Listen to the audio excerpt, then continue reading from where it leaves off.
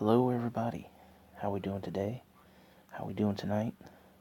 Wherever you are in this great big world, hope you're doing alright. Today is Monday, May 6th, 2019. I hope everyone who celebrated Cinco de Mayo had a good one, drank responsibly, had a designated driver. I'd hate to hear that one of my awesome subscribers got in an accident because they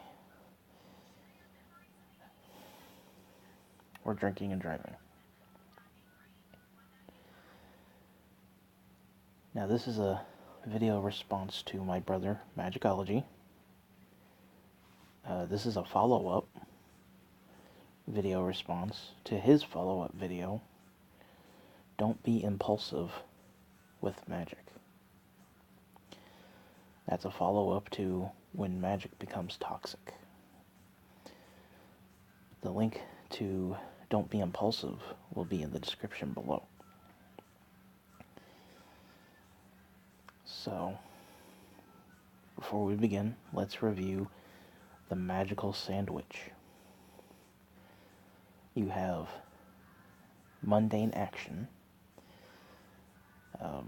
working for it, saving up your money, putting in the hard work, finding it yourself, getting it yourself.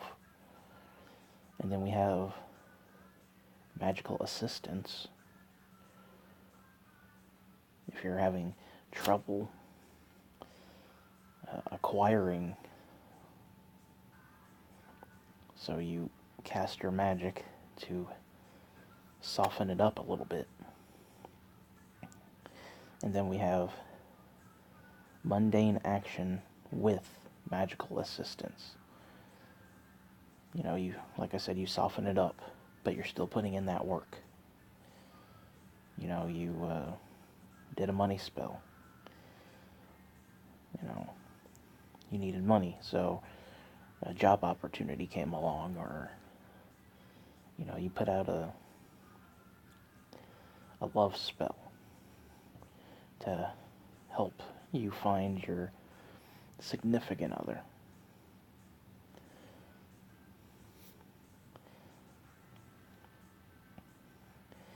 That's the magical sandwich. Now, being impulsive with Magick is something I know quite well.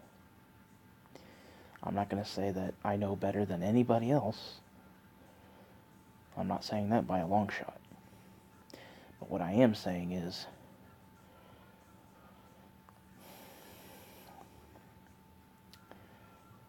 my story's no different, but I'm still living with the consequences 8 years later.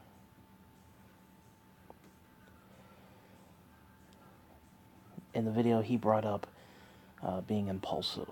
You're at the store. You have a list of the things you need.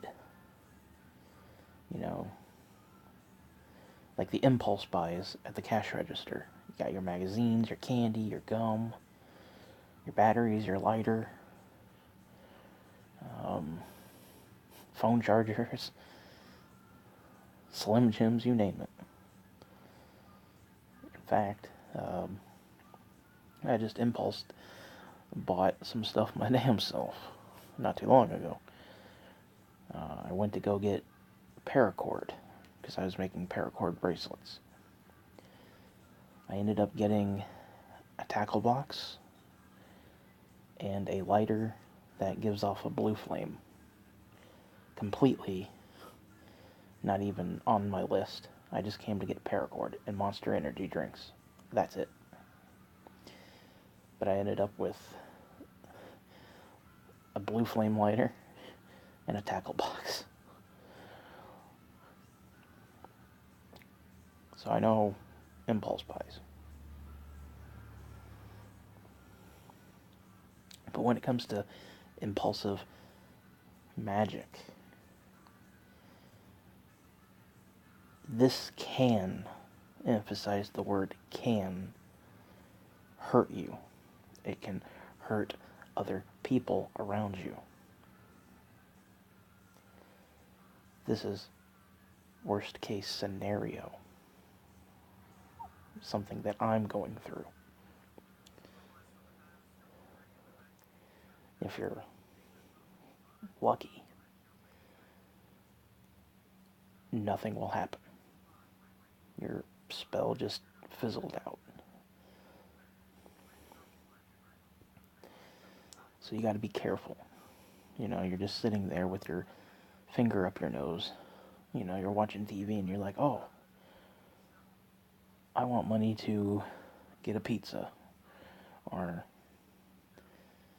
you see something on TV and you're like, oh, I gotta have that. You see that new car. Doesn't matter what it is.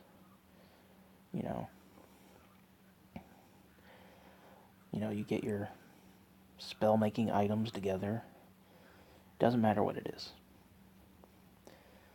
It can be draconic Wiccan magic. It can be Necronomicon magic. It can be Hermeticism and all that stuff. It doesn't matter what it is. Same shit, different toilet. That is magic. Same shit, different toilet. Blunt, precise, so you write out, what you want. You have an idea of what you want. You make your sigil or whatever it is that you do. You light your candles, your incense, you say your incantation,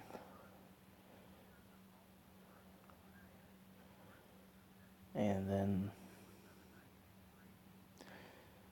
we go to the path of least resistance. Magic likes to go from point A to point B to point C. Point A is the source. Point B is in transit, and point C is you.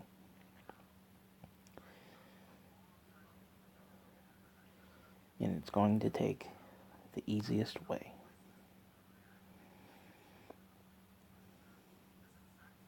However, you knew what you wanted, but you didn't take the time to properly visualize what you want. You didn't take the time to properly think out how to have it happen to you. Well, for instance, you wanted a new car. You quickly just threw your spell together. You did your magic. Source, the gods, whomever. It heard you. So you're driving along in your crappy car. Next thing you know, point A, which is the semi-truck, comes out of nowhere, smashes you, flings your car all over.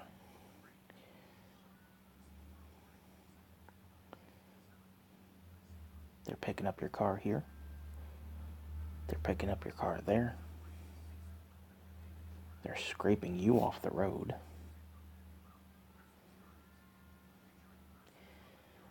You got broken legs, a broken arm.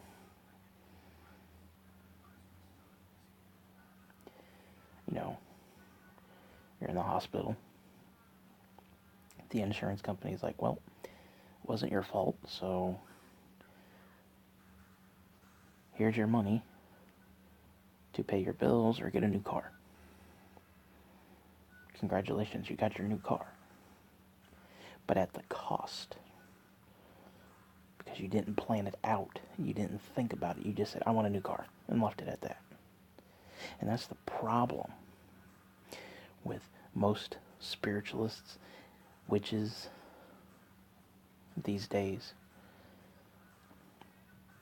Especially the newer generation. They light their candle. One and done, you know. I'm going to light my candle, say what I want, next day, honky-dory. They're not dedicated to it. They didn't think about fully what they wanted. So when point A gets to point B, and it comes to point C, it could either hurt you, hurt somebody else, or hurt somebody you know. Like asking for money. You're not being specific enough. That leaves the door open for point A. Joe Schmo gets robbed by Joe Blow. Joe Blow loses the money he just robbed Joe Schmo. You come along. You see that money. Joe Schmo lost that money. And then Joe Blow lost that money too. Or, back with the car. You asked for a new car, but you didn't specifically state how. And this is a good example. A couple of magical teachers I had, they wanted a new car. Old Man Winter decided to knock over a tree and smash their car. So they got their car at the cost of nature taking care of the old car. It's the path of least resistance. And as I said, this will be 8 years on the 13th of May since I did a spell that completely went south. Okay? Completely went south.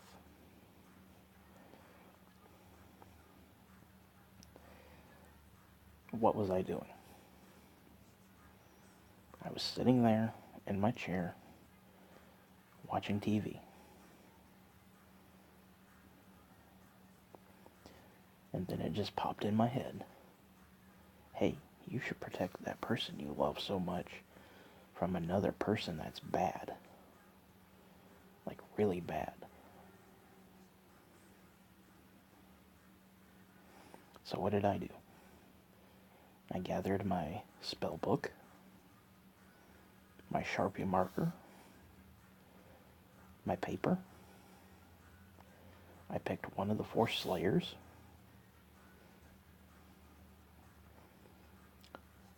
I picked the one that was the most violent. Drew my sigil. Barely even looked and studied the name and the keyword.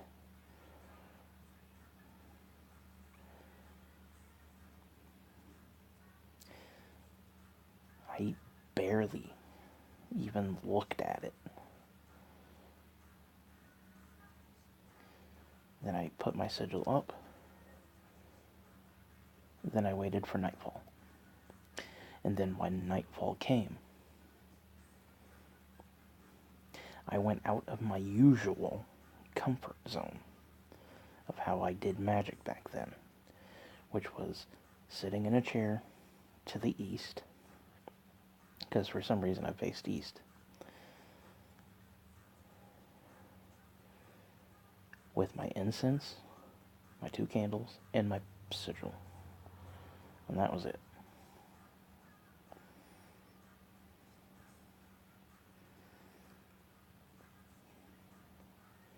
I rushed it.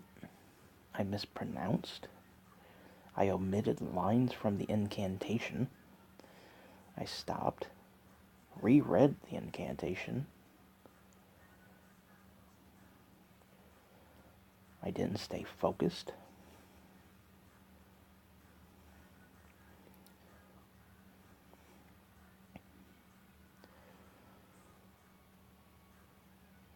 And I lost sight of what I wanted. I mean, I knew what I wanted, but I lost sight in my mind.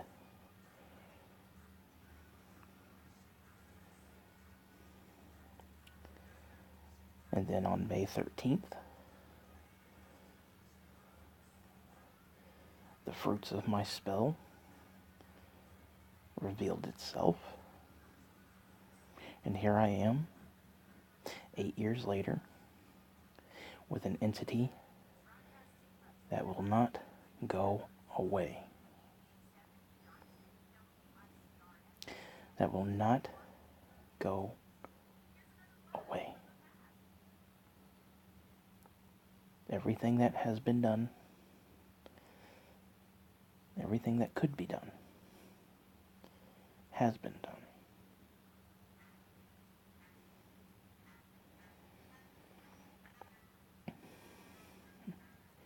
And yet he's still here.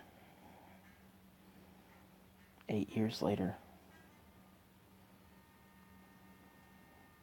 That's why I'm an asshole when it comes to people like new practitioners. You can't just Thanos snap your fingers and your spell. Voila. Sorry, it doesn't work like that. Now, I know some people will disagree that they can just, do magic on the fly. Well, for the rest of us who weren't so blessed with that ability, we actually have to plan our shit out.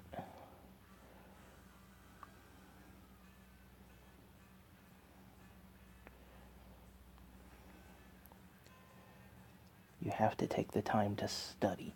You have to take the time to learn.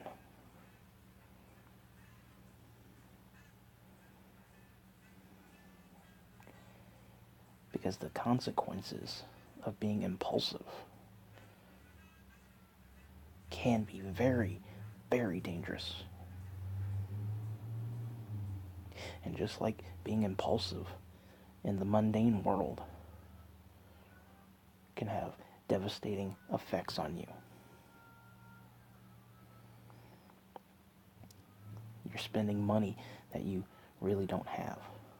You get into a fight with somebody because, you couldn't think rationally.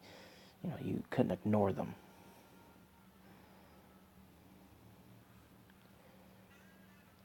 It can be devastating. You got to think rationally. You got to be smart. You got to take the time to study. You got to take the time to write out exactly what it is that you want. You got to make sure you cover everything. I want a new car. Or I want, money. Okay? Try again. It's got to be a little bit more in depth than that. I want money. I need $400, and I would like to have $400 where nobody gets hurt. Keep working on it until it is perfect, until you cover everything.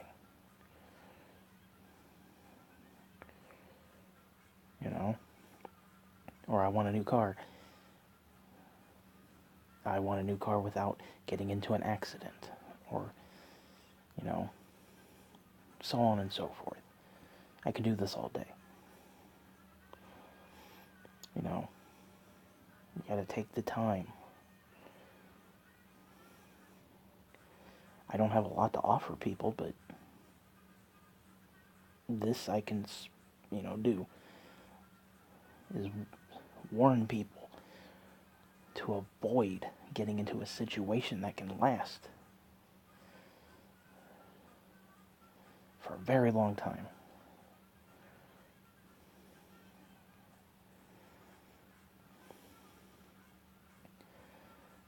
This goes into never something you cannot put away.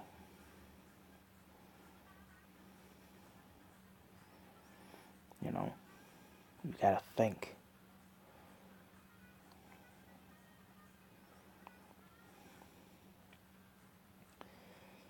And I think that's about it. So,